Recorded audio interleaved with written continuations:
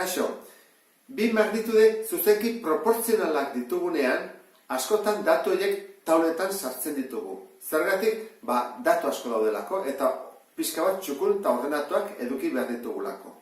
Eta nola ulertzen da hobekien? Adibide batekin. Goazen pentsatzea, bi magnitude hauek ditugula. Batetik arkatz kopurua eta bestetik kostua eurotan. Orduan, bi arkatzek balio badute 0,80 euro edo 80 zentimo, arkatz batek zenbat balio du. Eta lau arkatzek zenbat balio dute. Eta 10 arkatzek. Orduan, hau betetzeko zer egiten da? Goazen ikustea. Bi arkatzek 0,80 balio badu, arkatz batek zenbat balioko du? Erdia, ezta? Zera, zati bi. Orduan, honen erdia 0,40. Eta izan berrian bat, lau baldin baditugu, zenbat izango da? Hau, bider lau. Edo nahi bada, biaren bikoitza. Orduan, honekin ingo dut. Biaren bikoitza, bi bider bi lau, edo hau bider bi, 1,60 euro. Eta baldin baditugu 10 arkatz, zengo dut?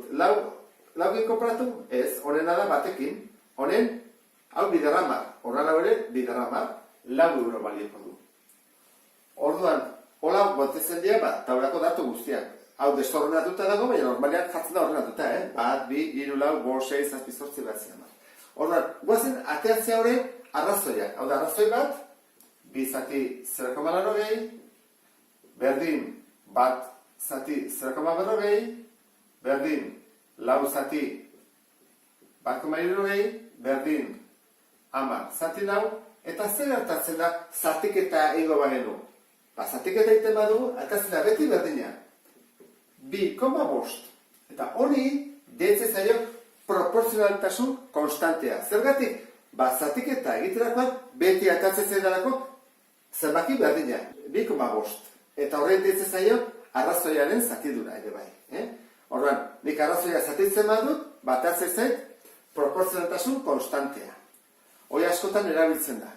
Guk jaten ganean leku bate horrentzea eta normalean ematen digute zenen konstante hori. Eta horrekin kalkulatzen da oso erraz.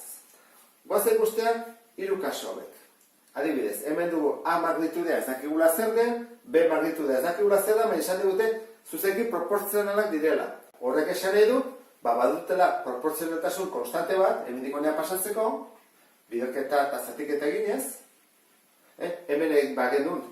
Hemen gora joateko zin genuen? Bider 2,5. Noski. Alazka bali bada, bider 2,5, behiruz da, zati 2,5.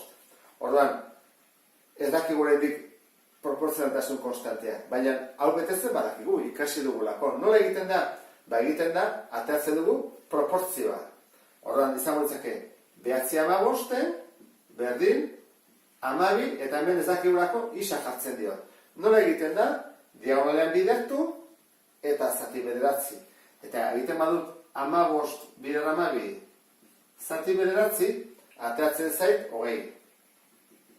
Orduan, hemen jarriko genuke, 20. Hoi 20 bada, horren hau bete dezagun. Errexena zein da, kontuatu baldin bazate, 12 bider 2 baldin bada, hau ere izango da bider 2.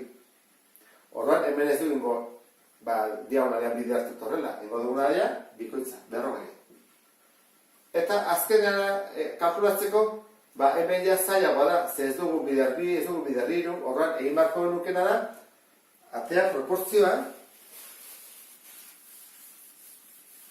horren proportzio izan zake, 24, 40, eta hemen 50, eta hemen isa, horren egin barko nuke, 50,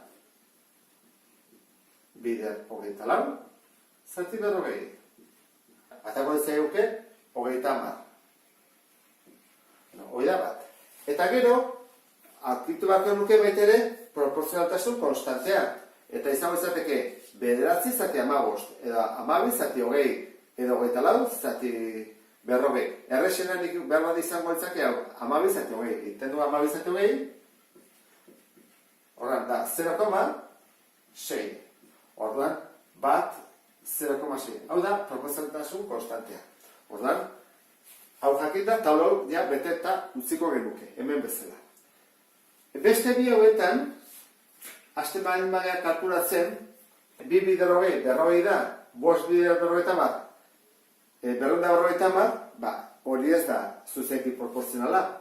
Orduan, hau beste bat egingo litzake, ez genuke izango proportzionaltasun konstanterik.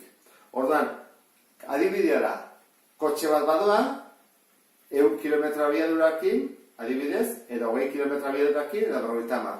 Eta zenbat denbora behar du, egiteko dena. 100 kilometroak egiteko. Orduan, 100 kilometro egiteko, 20 kilometro orduko badoa, 5 ordu behar ditu. Berrogeita hamar kilometro orduko, 2 ordu. 100 kilometro orduko zenbat beharko du, bat bakarra, eta 25 kilometro orduko, behin beharko du 25, beste 25, lau behar ditu. Bueno, hau alderantzizko proportzionaltasuna dagoenez, bestera bat egiten da. Ikusi zazte, 5 bider hogei, 100. 2 bider berrogeita hamar, 100. Horran, hau horre egiten badugu, beti ateatzen da, zenbaki berdina. 100. Orduan, alderantzizko proportzionaltasuna denean bestera bat egiten da. Hori batez ere debatxe bigarren mailan landuko den gauza bat da. Baina zuen bezat jakin hau beste era bat egiten dela.